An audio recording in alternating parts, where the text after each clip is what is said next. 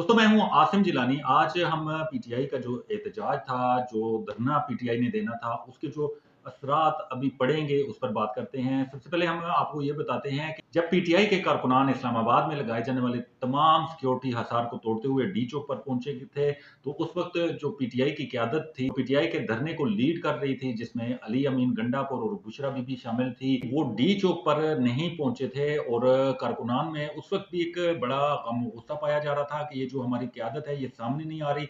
उस वक्त बुशरा बीबी ने तो ये ऐलानात किए थे कि हम खान को लिए बगैर नहीं जाएंगे, लेकिन बुशरा बीबी और अली अमीन गंडापुर अपने कारकुनान को छोड़कर एक बार फिर वहां से राय फरार अख्तियार की। और अब पीटीआई के जो कारकुनान हैं और पीटीआई के जो रहनुमा हैं उनमें इस पर तशवीश पाई जाती है और ऐसी सूरत हाल पैदा हो चुकी है।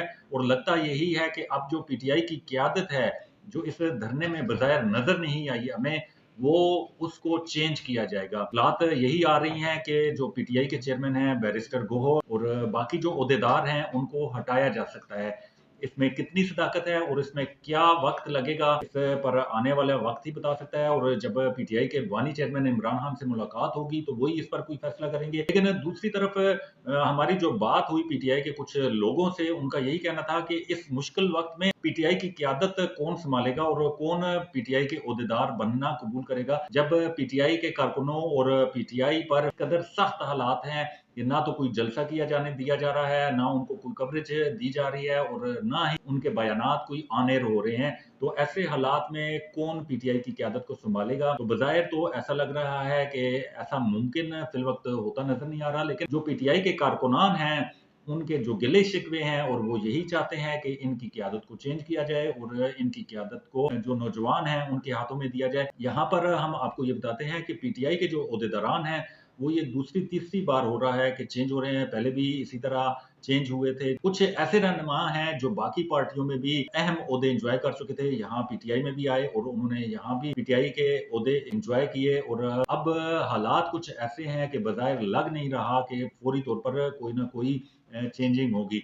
दूसरी तरफ अगर देखा जाए तो बुशरा बीबी जब से यहाँ से डी चौक से गई हैं, उसके बाद से उनका कोई बयान नहीं आया है। मानसेरा तक तो पता था कि वो वहीं पे हैं, लेकिन अभी ये इत्तलात आ रही हैं कि वो पेशावर शिफ्ट हो गई हैं। लेकिन बुशरा बीबी की जानिब से अभी तक कोई बयान सामने नहीं आया कि बुशरा बीबी का आइंदा का क्या लाएअमल होगा। दूसरी जानिब कुछ जो पीटीआई के रहनुमा हैं, उन्होंने इमरान खान से मुलाकात करने की कोशिश की, लेकिन जो अडयाला जेल की इंतज़ामिया है, उन्होंने कहा कि हमारे पास तो इमरान खान है ही नहीं है। वो तो पिंडी के एक थाने में रिमांड में है। अगर किसी ने उनसे मुलाकात करनी है तो वो पिंडी के मुतल्लिका थाने से राब्ता करेंगे तो तभी मुलाकात हो सकती है। इस वक्त सूरत हाल कुछ ऐसी है कि पीटीआई की जो क़यादत है वो बज़ाहिर नज़र नहीं आ रही। ऑन ग्राउंड कोई भी नहीं है। दूसरी जानब जो पीटीआई के बानी चेयरमैन इमरान खान हैं, उनके फेसबुक अकाउंट से एक पोस्ट शेयर हुई है जिसमें 10 जो पीटीआई के कारकुनान हैं उनकी तस्वीर शेयर की गई है और बताया गया है कि अभी तक इन 10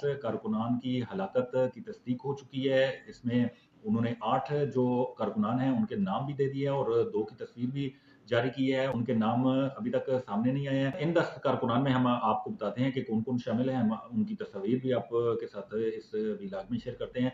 इनमें मुबीन मलिक है एबटाबाद से, अनीस सत्ती है मरी से, मोहम्मद अलियास इस्लामाबाद से, शफीक खान डीजी खान से, अब्दुल रशीद बलोचिस्तान से, वली मोहम्मद पशीन से, तारिक खान शांगला से, मलक सदर अली मर्दान से। 2 नामालूम लोग हैं, इनके नाम अभी सामने नहीं आए, लेकिन उनकी भी तस्वीर शेयर कर दी गई है। पीटीआई की जानिब से अभी भी यही दावा किया जा रहा है कि उनके कारकुनान की हलाकतें ज़्यादा हैं। अभी तक तो सिर्फ 10 की मालूमात शेयर की गई है और ये भी कहा जा रहा है कि जो इस्लामाबाद के अस्पताल हैं, वहाँ पर जो रिकॉर्ड था ज़ख्मी होने वालों का और जो डेथ हुई हैं उनका, वो गायब कर दिया गया है। सुनहा मिल्ली अवामी पार्टी के सरबराह महमूद खान अचकज़ई ने कोयटा में प्रेस कॉन्फ्रेंस की है और उन्होंने भी ये जो ऑपरेशन हुआ है इस पर जुडिशियल इंक्वायरी का मुतालबा किया है और उन्होंने ये भी कहा है वज़ीर-ए-आज़म, वज़ीर दाखिला और आईजी इस्लामाबाद के खिलाफ मुकदमा दर्ज किया जाए। लेकिन उन्हें ये भी बताना चाहिए कि इनके खिलाफ मुकदमा दर्ज कौन करेगा? क्योंकि ऑपरेशन करने वाले यही हैं, तो फिर इनके खिलाफ मुकदमा कैसे दर्ज होगा? अभी तक तो अदालतों की जानिब से इस ऑपरेशन पर कोई मौक़िफ़ सामने नहीं आया, लेकिन उनका ये मुतालबा कि इस पर जुडिशियल इंक्वायरी होनी चाहिए। इस पर कौन अमल करेगा? नज़र नहीं आ रहा कि इसमें कोई जुडिशियल इंक्वायरी हो सकती है कि नहीं।